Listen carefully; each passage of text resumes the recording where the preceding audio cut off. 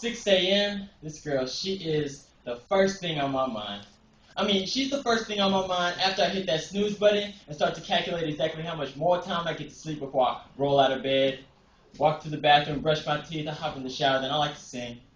If it isn't love, why do I feel this way? Why does it stay on my mind? If it isn't love, why does it hurt so bad? Make me feel so sad. Inside, I'm loving your vibe. Expel my thoughts now, cause I got nothing to hide. Just wishing some corny pickup line could possibly make you mine. Girl, you giving me goosebumps like R.L. Stein.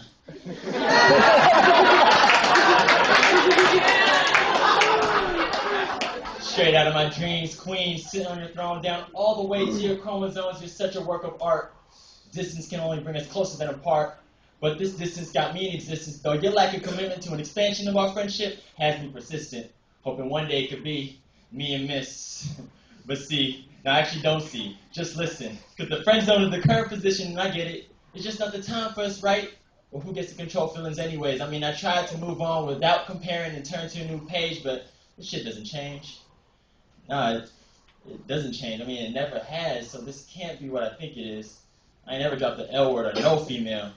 Except for moms, but other than that, no, this can't be. So if it isn't love, why do I feel this way? I'm trying to rock with you as from Bobby Brown, addicted to you because you're hella dope. Taught me that writing is one of the truest forms of expressions. We'll know that this I wrote to inspiration, vibrant, brilliance, tenacious, pulchritudinous being that is unmatched.